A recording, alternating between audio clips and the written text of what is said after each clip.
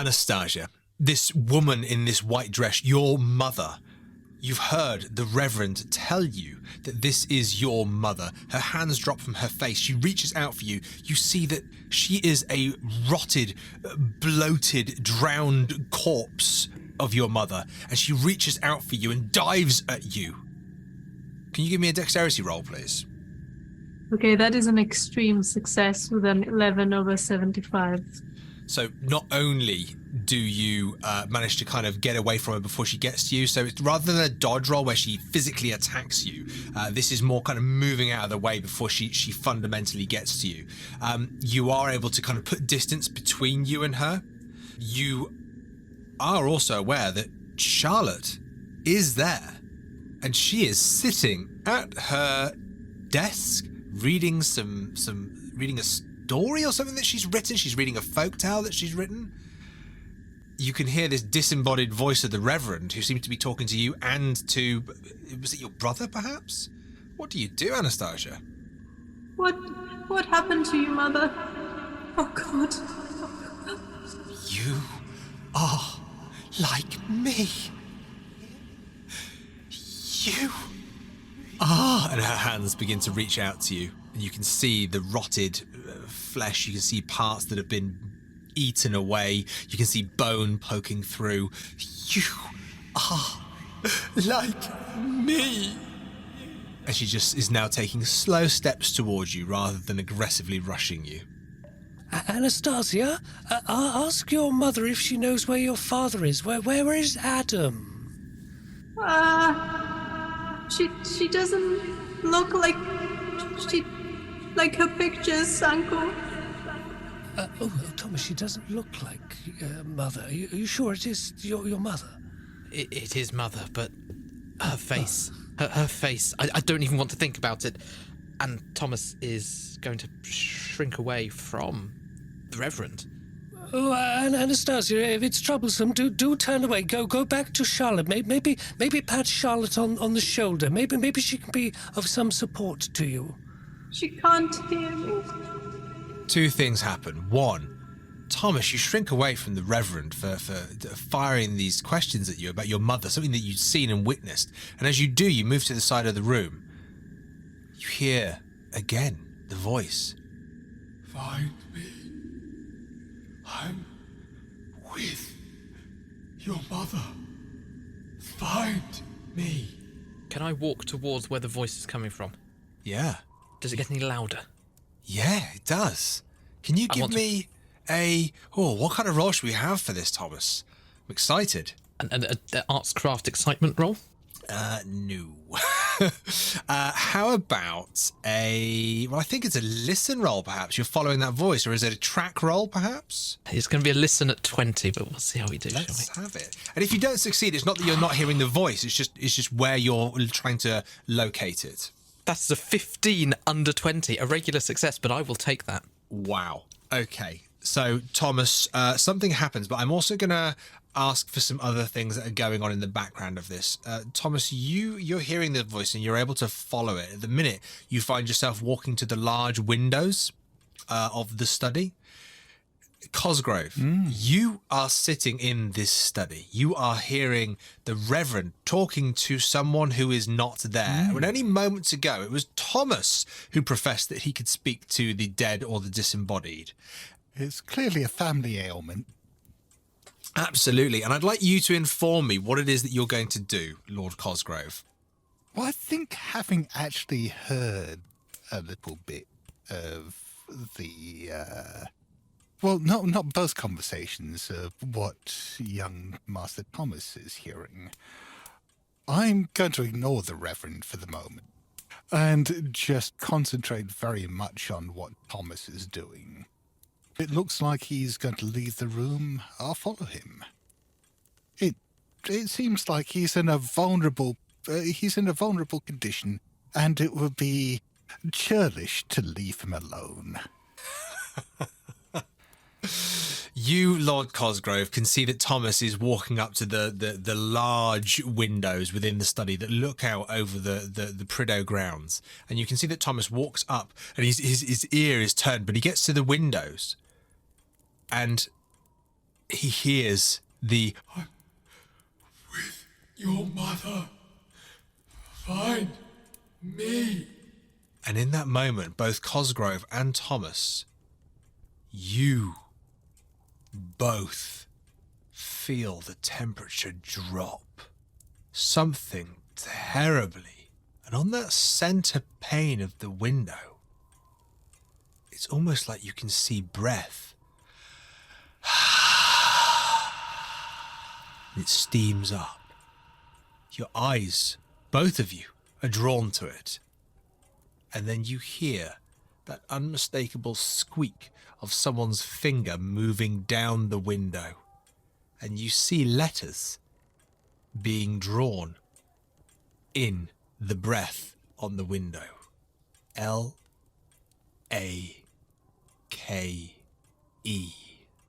Find me. Thomas will look at Cosgrove and look out at the lake and back at Cosgrove. Are we following this, sir? Do believe we are. Fantastic. And Thomas will lead Cosgrove to the lake.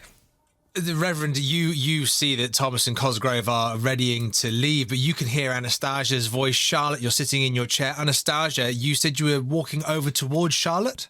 Anastasia, what are you doing? I think I'd still be taking slow steps away from my terrifying mother and asking my uncle, what do I do? Uncle, I'm scared. Go Charlotte can't see me. Charlotte can't hear me. One moment, and the Reverend would like to race upstairs to Charlotte's room.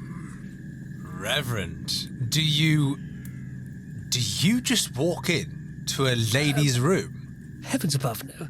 He'll give a gentle but very firm knock. Charlotte. Charlotte, you're going to need to give me an extreme listen roll, please. Okay, let's give it a go. What have I got for listen? I don't think it's too brilliant. It's 27. So, that's a fail of 62 against 27. Charlotte, you don't hear anyone knocking at the door. You don't hear anything apart from your own words, from your own story whipping around your head. Reverend, there's no response. Oh, goodness, she must be asleep. He'll knock again and say, Charlotte, I'm coming in. I do need your help. And he'll open the door, but look very firmly at the floor.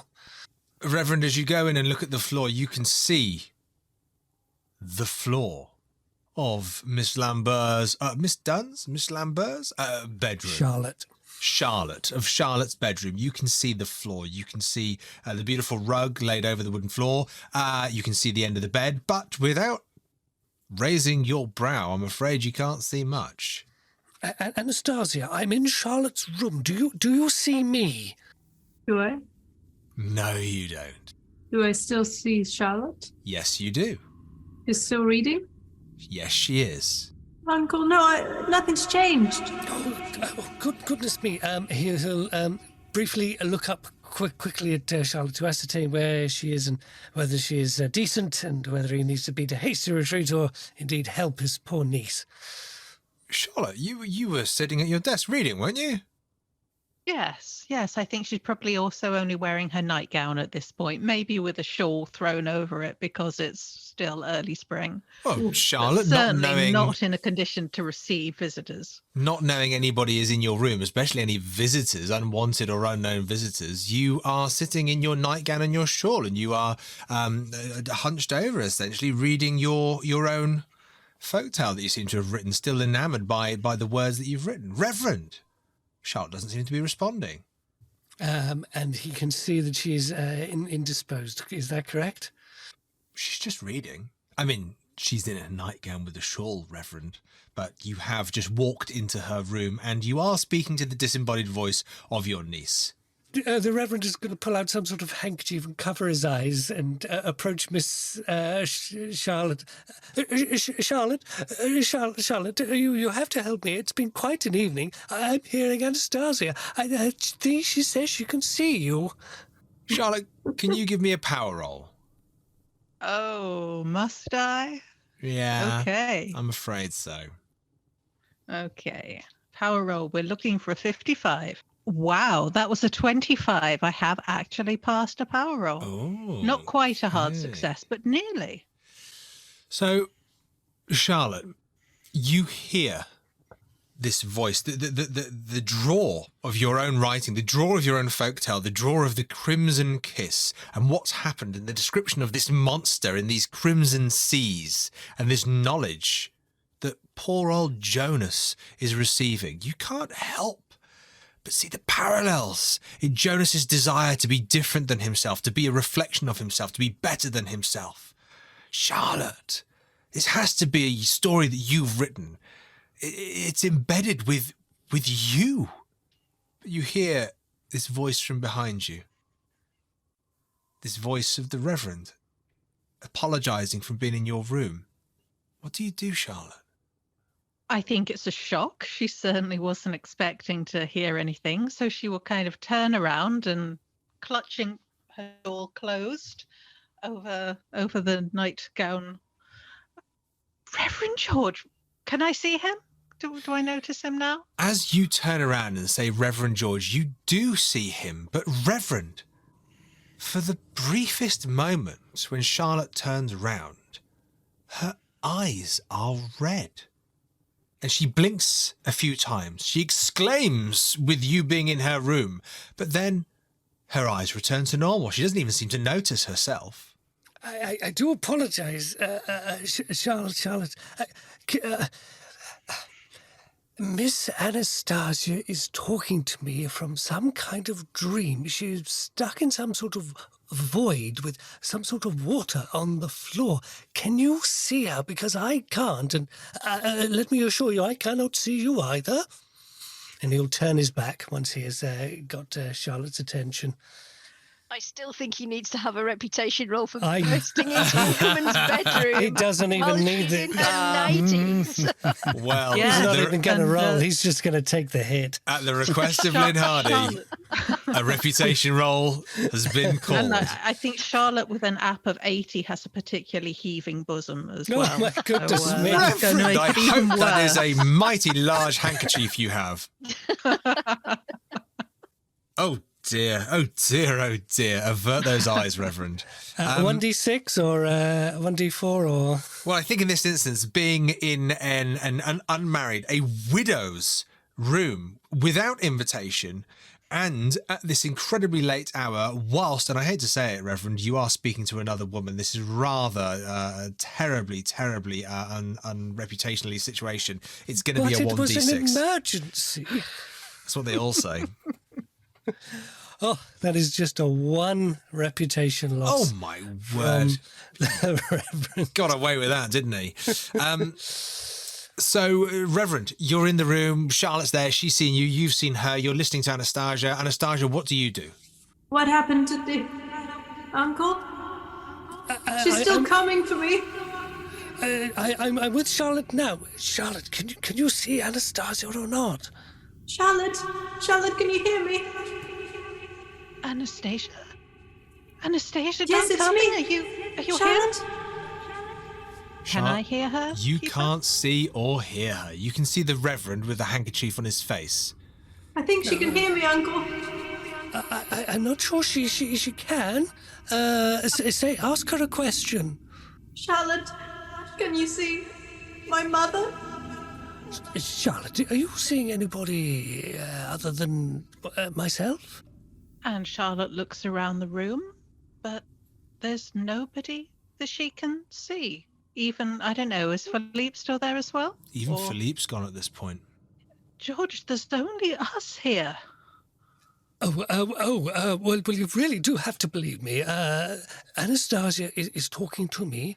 She is somewhere we don't know. She is in some sort of void with some water on the floor, and there is a visage of her mother. and it's fairly gruesome from what I understand.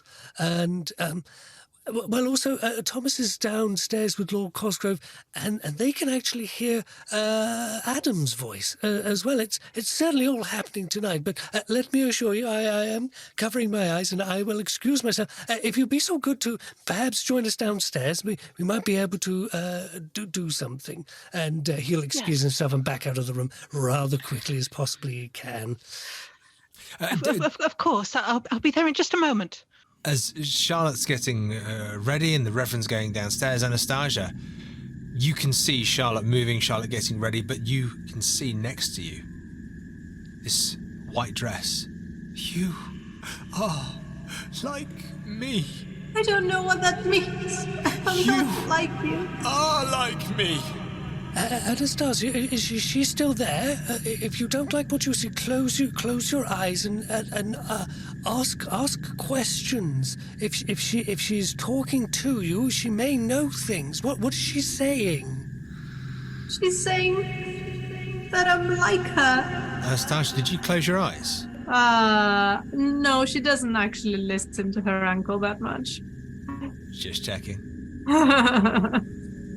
He always throws in a terrible idea in whatever advice she gives her. At least one. So your mother is once again reaching out to you, and unless you do something, she is going to embrace you.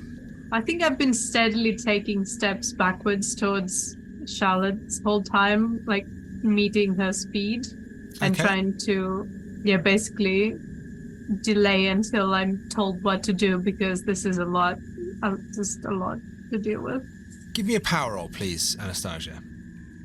That is a failure. Oh, Anastasia. Oh, It's happening. Anastasia. The next step you take, as you take a step away from your mother, you feel your foot fall into the water. The surface that you've been walking on, the water that you've been walking on now no longer seems to be solid. You step into it and you lose your balance. Your other foot, even still where it is, begins slowly descending into the water. What do you do, Anastasia? Oh, maybe this is how I wake up, she says, and she just drifts into the water. If she willingly drifts into the water, as you descend into this black, murky liquid, this body of water, you just see this white dress rippling above you as you descend beneath the surface. You hear this slightly distorted, "You are like me." No. Thomas, Lord Cosgrove, you left the house, I believe. You went outside. Indeed. Absolutely. Thomas is marching with purpose towards the lake. Probably, to be fair, finding his discarded clothing, jacket, tailcoat, a shoe on the way, and reattiring himself as befits a gentleman as he stalks towards the lake.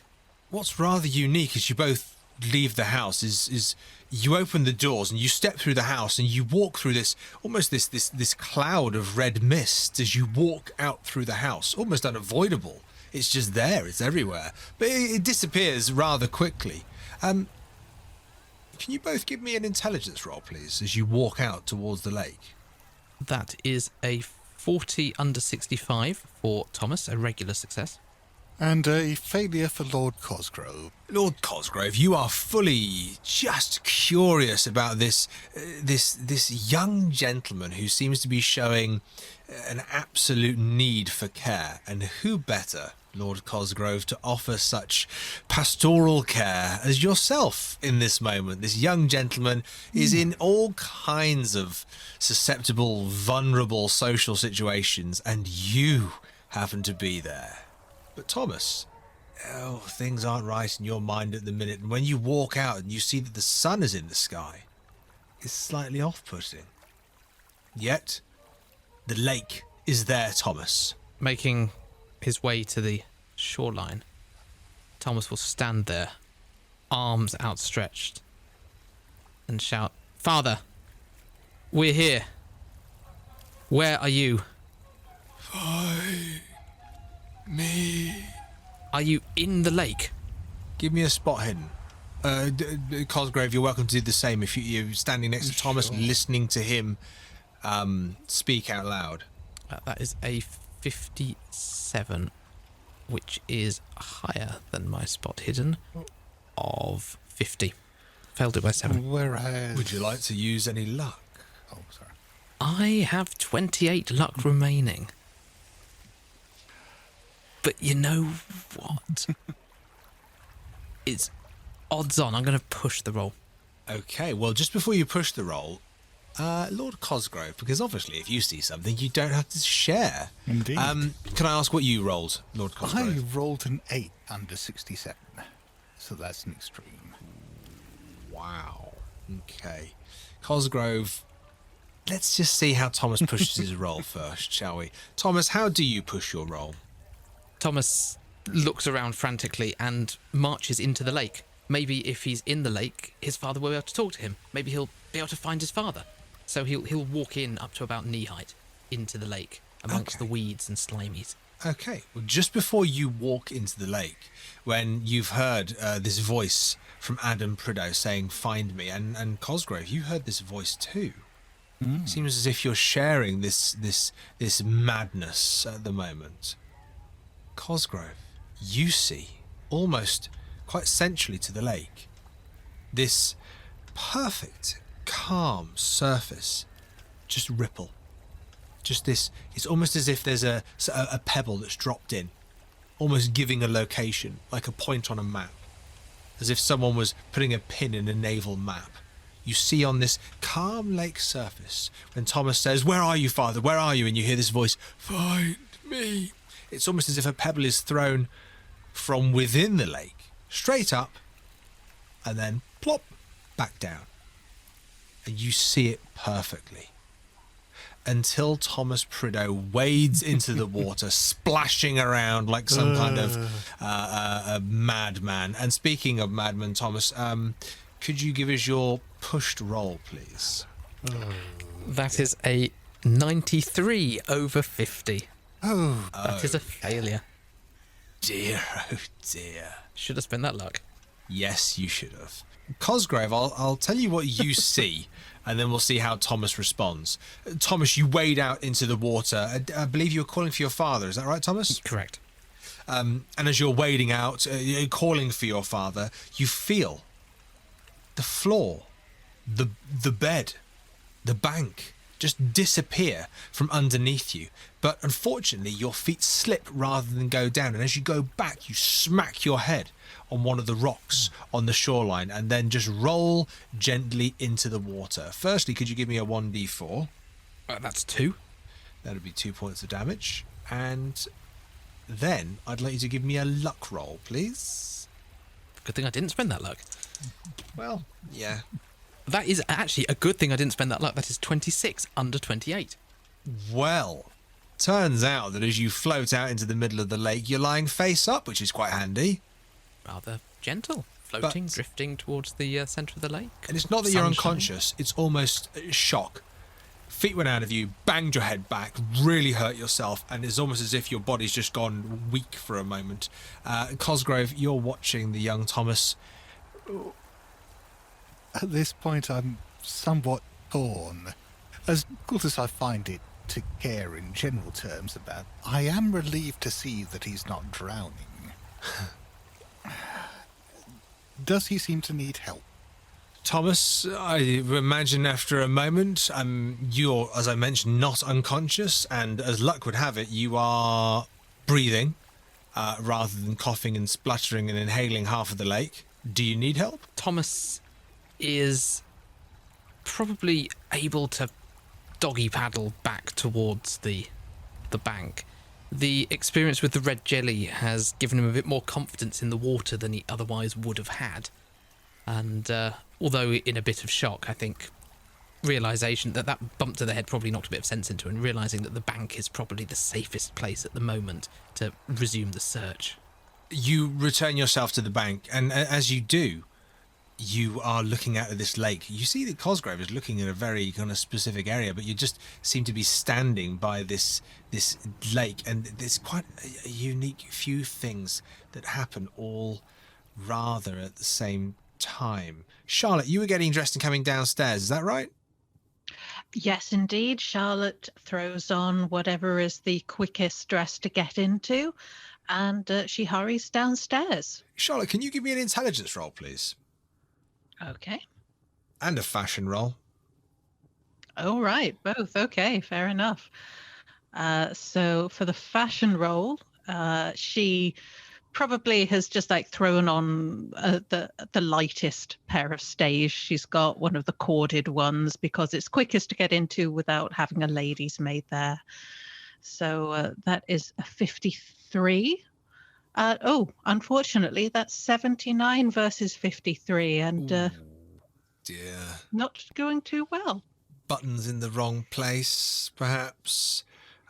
Slightly ill-fitting. I mean, you mentioned something about a heaving bosom at one point. Perhaps there's some difficulty there that's going to make our good Reverend blush somewhat in the very near future.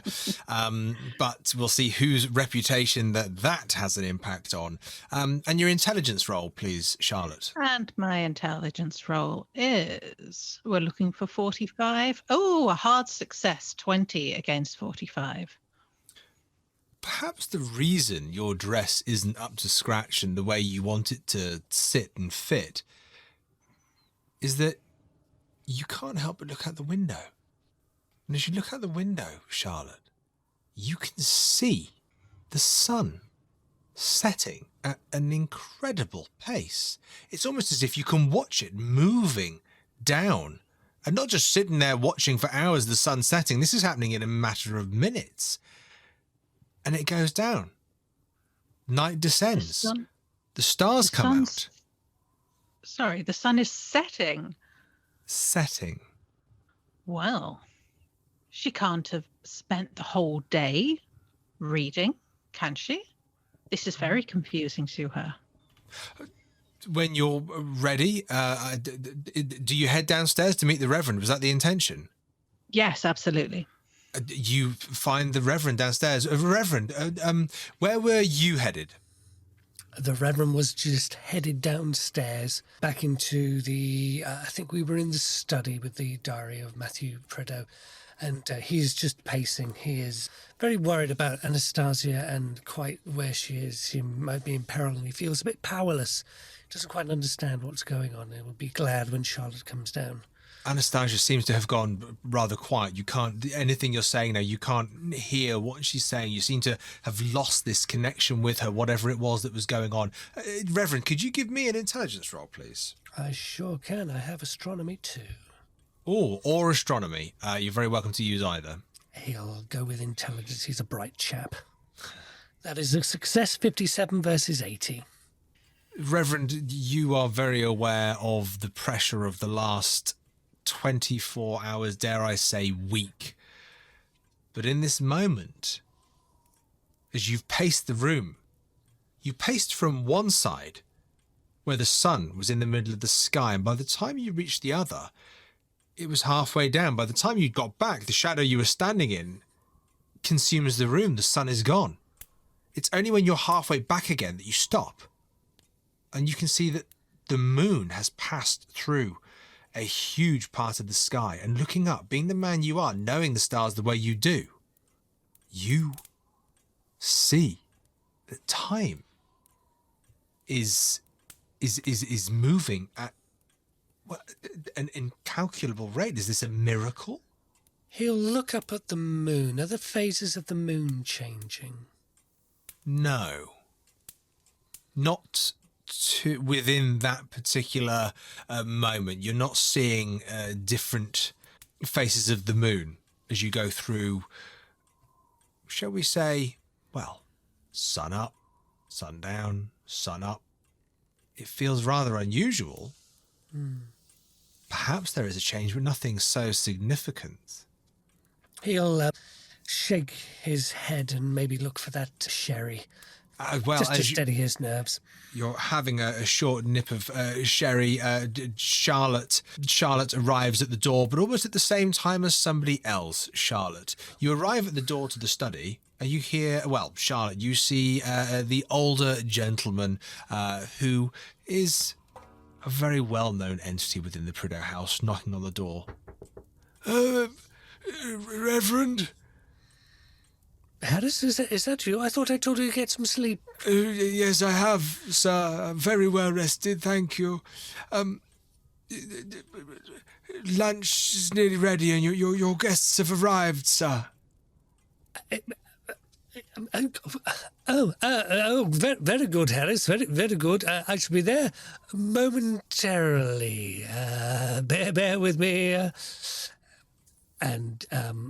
Yes, he will look around and see what state he is in, and perhaps ask Harris to send in his dresser. Very good, sir. Where should I ask Lady Dunn and Lady Hawthorne to wait, sir? Yes. I guess we're in the study where they would usually wait. You're in the study, sir. Yes, very well. Let me just scroll down a little, Harris, and see if I can find out where they're supposed to be. I suppose I could ask them to wait in the green lounge, sir, or the blue lounge, or perhaps the library, sir. Let's have everybody waiting in the green lounge. I do like that particular colour.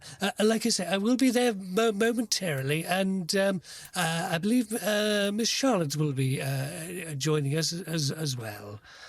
Very good, sir. Miss Charlotte, would you like to accompany me?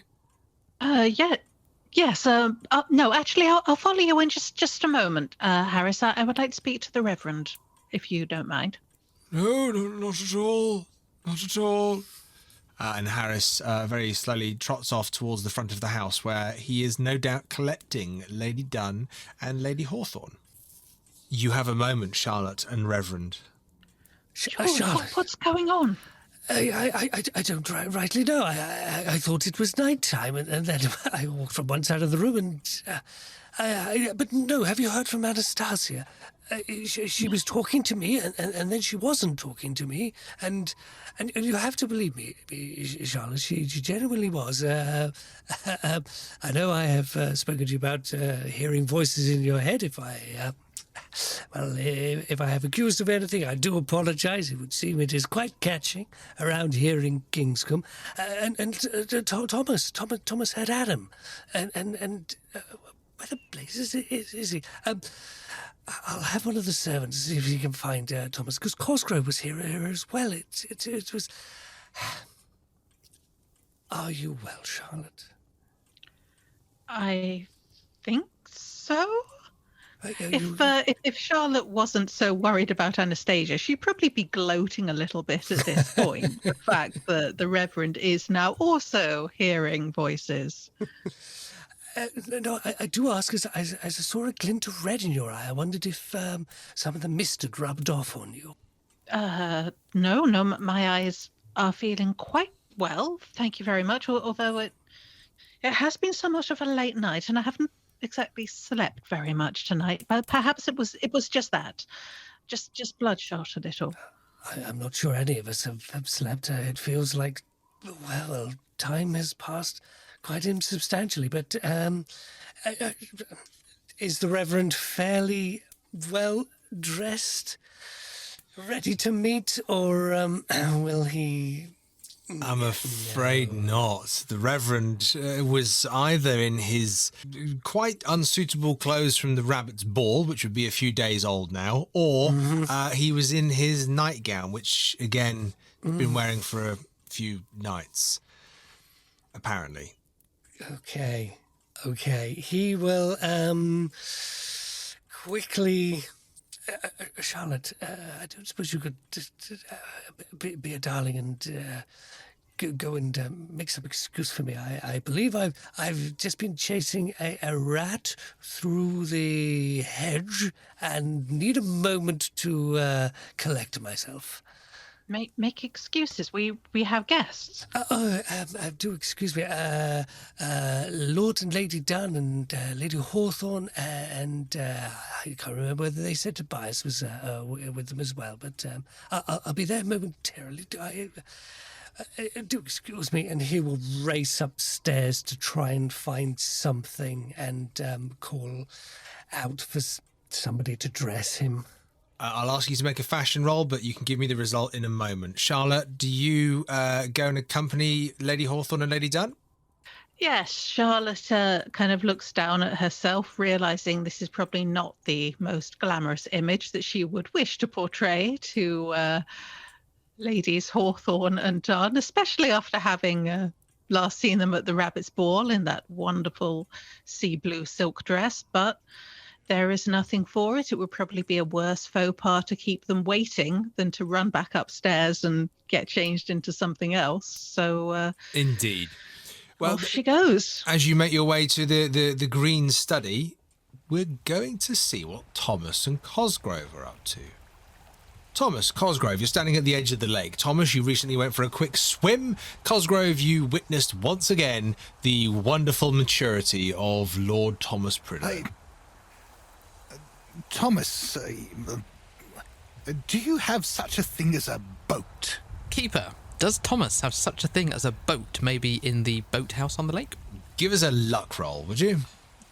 I must. Let's see if it's been well kept, shall we? It's a 33 over 28. I'm afraid you do, but it's a bit rotten and there's a few holes. You know what? It's better than nothing. We do have a small rowboat, Cosgrove. It's probably not quite the level you're used to, but out here in Devonshire we have,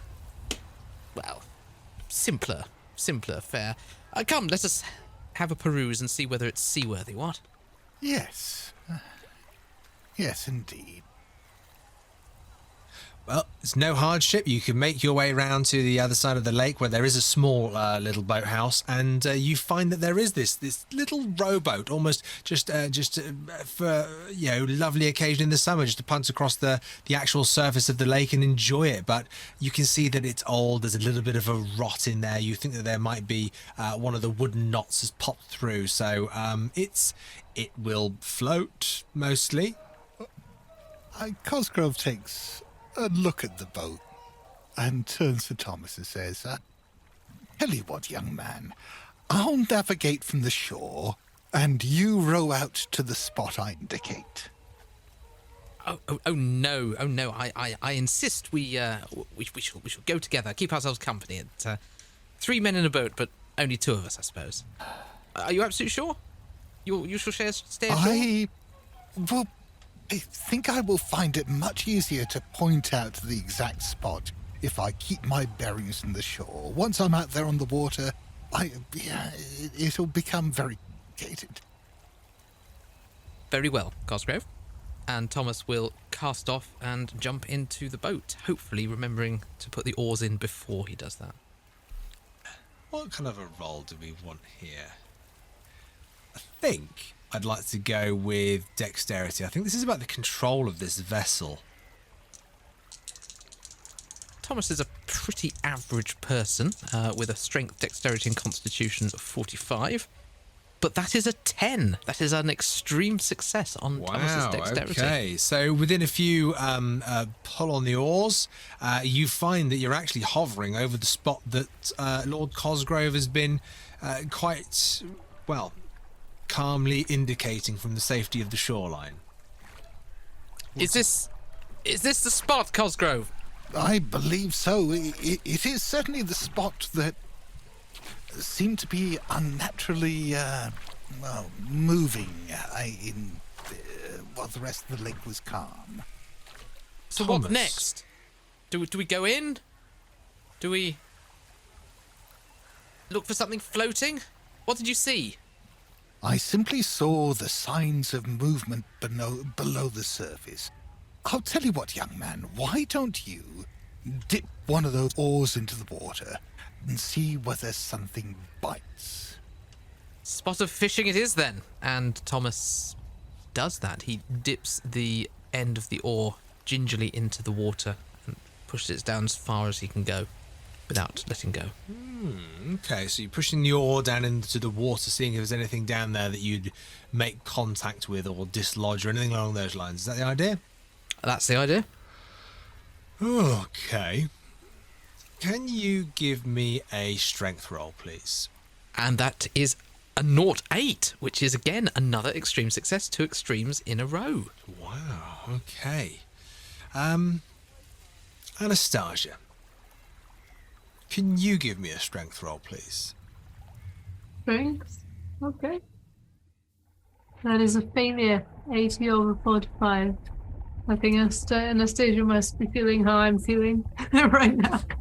Well, Anastasia, in the water that you are in, this black void of water with no light, you seem to have escaped your mother's embrace. And as you're swimming, pushing yourself through, you see this glimmer of light, this ripple off to the side of you.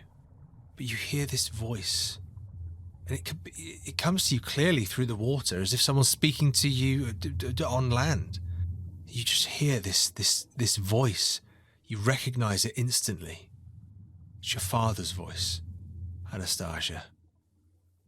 And you just hear him say, "Towards the light.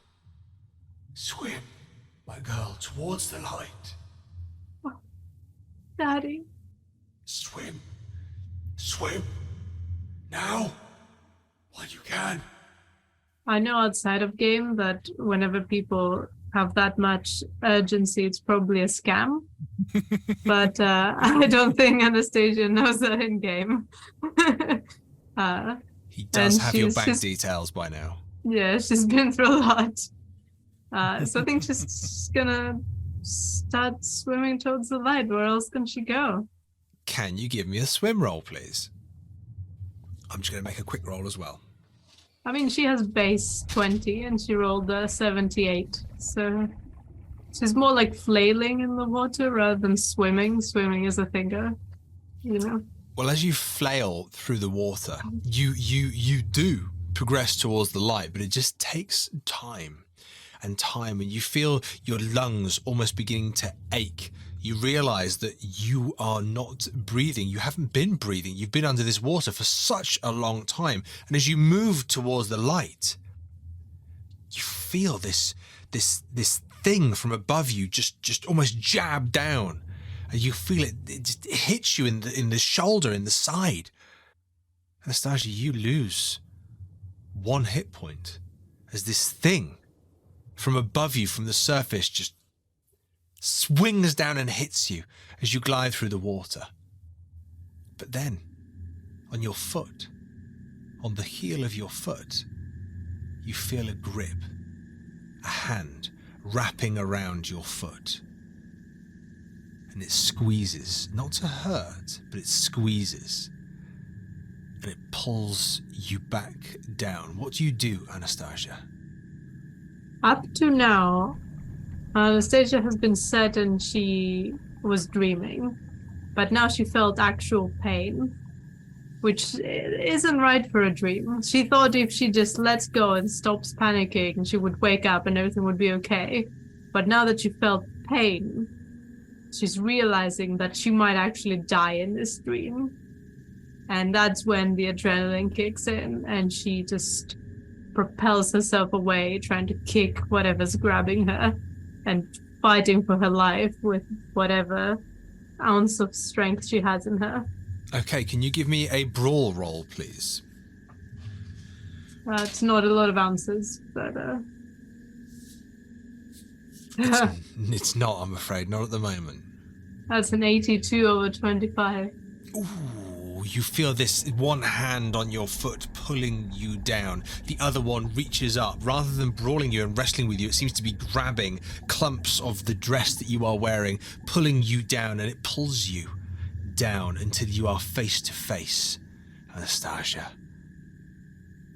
with your father, who says very clearly, "Swim, Anastasia, swim. Get out. You have to wake up. You have to wake up. Don't let him do this. Stop him in any way you can. You have to wake up. And he pushes something against your chest. He pushes something flat against your chest and almost wraps your arms around it. And then he pushes you. He almost grabs you by the waist and pushes you up. Thomas, you see, as does Lord Cosgrove, an explosion of water. Anastasia, can you give me a luck roll, please? I can do. I'm not doing well right now. That's an 84 over 64. You Around the 80s. Explode from the lake's surface, Anastasia, and you almost rise 3, 4, 5 foot above before you descend back down and you land horrifically awkwardly into this boat, giving Thomas Prideaux and Cosgrove the shock of their life. But you land into this boat. I'm afraid, Anastasia, you lose another hit point as you land horrifically on this broken bench of wood within the boat, and it rocks side to side. But you are in this boat, Anastasia. Thomas, you are in this boat. Cosgrove, you are on the shore. What do the three of you do? Thomas, is that the spell is broken. The hunt for father is that can go hang itself. Anastasia is here. Anastasia, who Thomas last saw disappearing into the red mist at the rabbit's ball, hasn't seen for 2 days, is here. And I think Thomas is going to drop the oar, rush over to his sister, take her up in his arms, and ensure that she's okay. My dear sister, what have they done to you? Where have you been? I think at this point Anastasia's coughing up water and trying to come back to life. He's also in a lot of pain, so you can imagine a lot of writhing and spluttering for a bit. Although my voice can't support it right now. Cosgrove, you're witnessing this. You've seen Anastasia burst from the water and land in the boat. You are the only individual who knew where Anastasia was. So this is quite an unusual sight.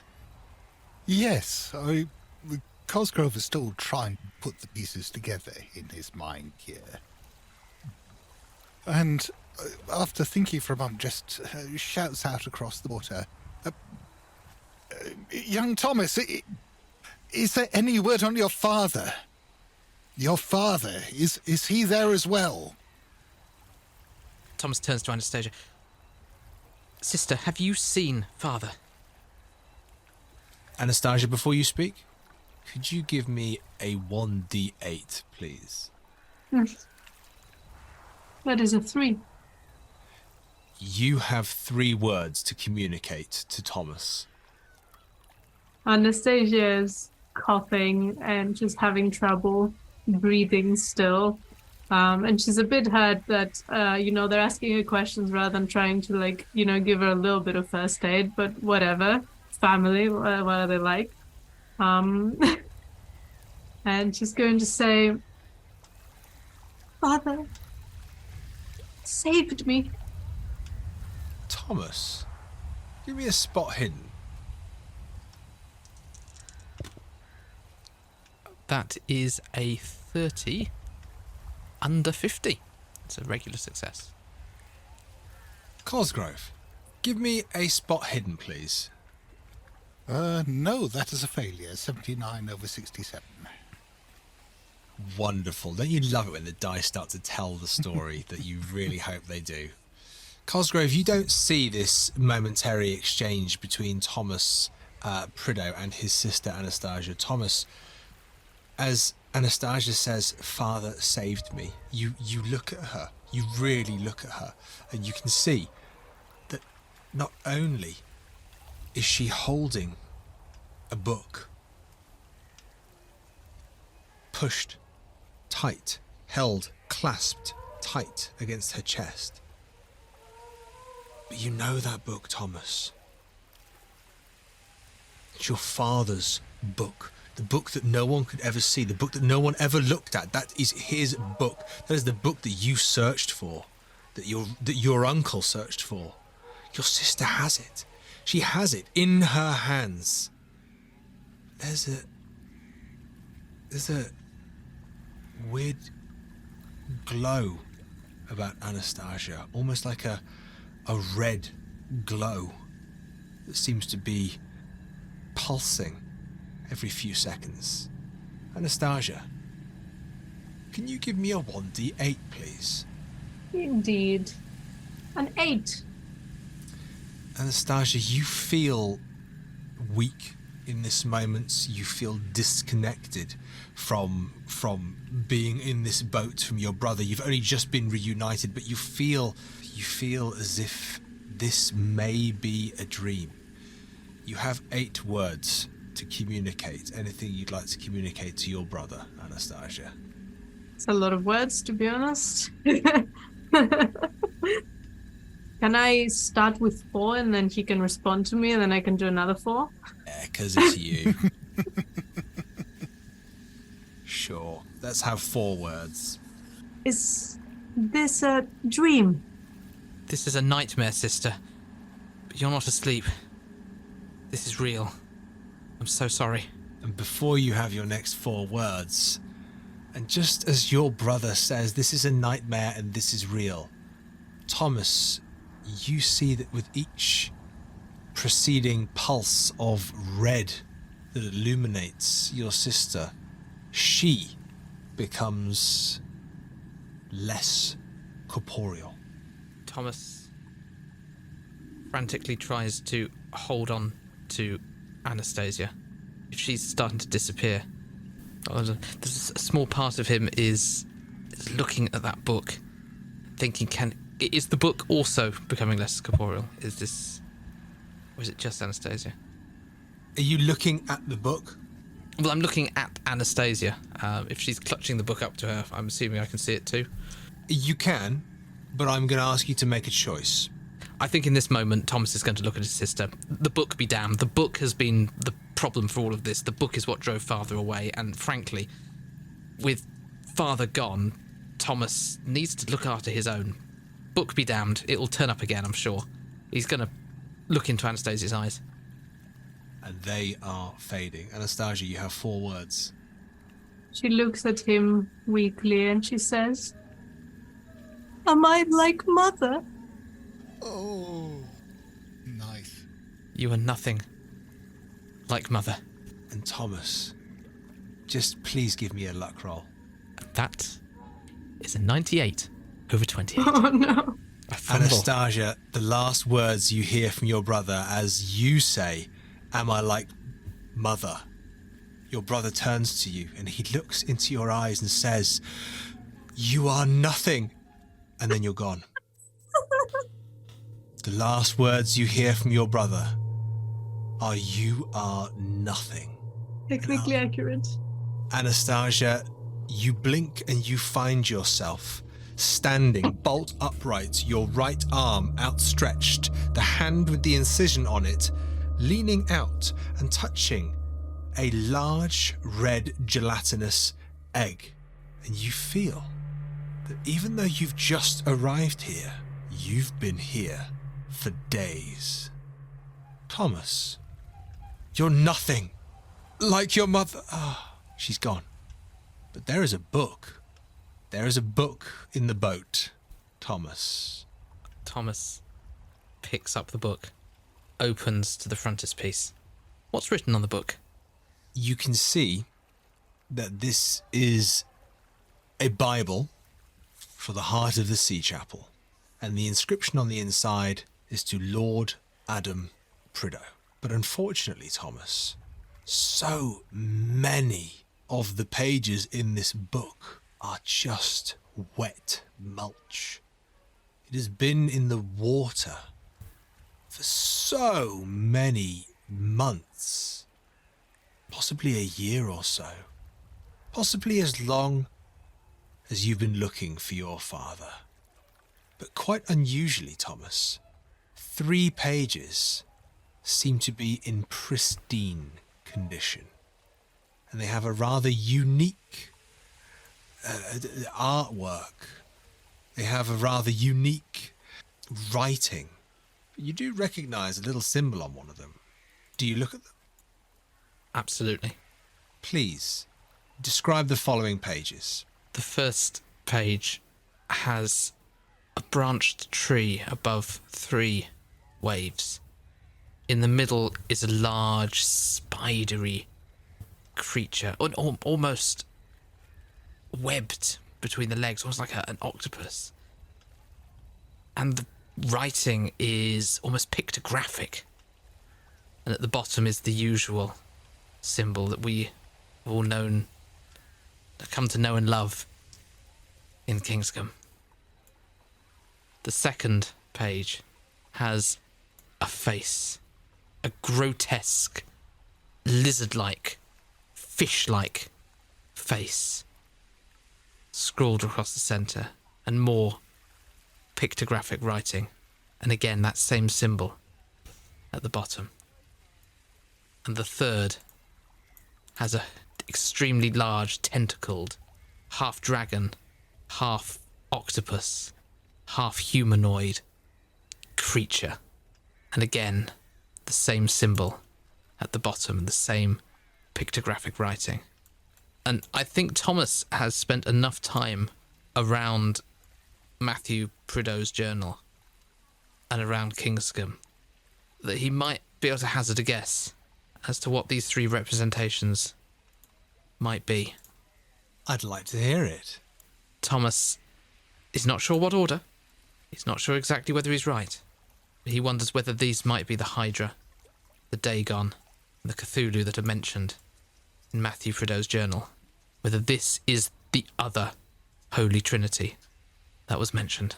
Thomas, you have spent significant time with Matthew Prideaux's journal. You surmise that each one of these does represent one of these: Hydra, Dagon, Cthulhu. You've read The Waves of Madness. You know what could happen. These documents, these pages from the Heart of the Sea Bible have been preserved, unexplainably preserved. This was your father's book. These pages were from your father's book. He talked about being able to stop Lord Hawthorne. He talked about being able to stop everything that's going on, that he had the way to stop. This appears to be the weapon that you have found. Reverend, Yes. what was your fashion roll? The Reverend is not very good. This is why he has help. That was a 41 versus 18. You aren't even finished buttoning your top of your shirt, and you run almost too far ahead of yourself into the green study. Or is it the green lounge? Can't remember. Green lounge. You run into the green lounge, and immediately you find Lady Clara Hawthorne standing right in front of you. Good day to you, Lady Hawthorne. You must excuse me. It has been quite the morning. I don't know whether I'm coming or going. I'm very sorry to keep you waiting. Lady Dunn, Lord Dunn. I say, Reverend, it would appear that your outfit doesn't appear to know whether it's coming or going either. Indeed not. Indeed not. You have got me there for sure. Has Alice asked you if you can get you any refreshments at all? I don't know where your manservant has got to. I must say, it's most improper asking people over for lunch and then keeping them waiting and then turning up looking like one has indeed been chasing a rat through a hedge, whatever on earth that might actually mean. Indeed, indeed. You see, I had quite the upsetting night before, and I don't feel I have had much sleep after, what a... I wish to put a damper on Lord and Lady Dunn's hospitality at the Rabbit's Ball, but I did find it a little wasteful, if that is a correct word to use, and he will ring the bell at that opportune moment. Well, you realise at that moment that Lady Dunn is sitting in the room as you say that, and she looks at you and says, "Wasteful? I think you'll find it was a splendid occasion." And, Reverend, I'd like you to make a reputation roll with the penalty die, not just because of your ill-fitting clothes, but this rather distasteful view of the event of the season. That is a 74 versus 64. Let's see if we can make it any worse. No, it is a 74 versus 64. Well, that'll be a 1d6 plus 1. How dare you, sir? That is a 6. Ooh, a bout of reputation. In this moment, Reverend, I assume you are so incredibly flustered that the two leading ladies of Kingscombe stand watching you in this moment, finding words, finding the right situation, finding anything to do. And then... Honestly, Reverend, I do not have the time for this. Really. But there is one thing that I do need you to do for me. No, of course, Lady Hawthorne. Well, what could I do for you? Well, we need to have a baptism, don't we? For Lord Cosgrove. I'd like to invite you all along to take part in those proceedings. What a delightful idea. I did see him up on the balcony. Without wishing to dig myself any deeper into a hole, I was a little upset that I wasn't on the balcony with you. I thought... Reverend, time is of the essence. You are quite correct. Might I have time to gather my official robes together, and I shall fetch for Thomas as well to join us, if that would be suitable. We'll be quick about it, man. We don't have all day. Quite literally, as I'm sure you are aware. Yes, more aware than ever. Do excuse me once again. And he will go off and find somebody who's good at dressing. Well, as you leave this room and you go to find someone good at dressing, almost as a habitual way to have a private conversation, your arm is grabbed and you are pulled into the corner of the staircase. And it is Tobias Hawthorne. And he grabs you and says, Reverend. Yes, young man. They have Anastasia. She is at the shore. She is at the boat. We have to go now. I will, yes.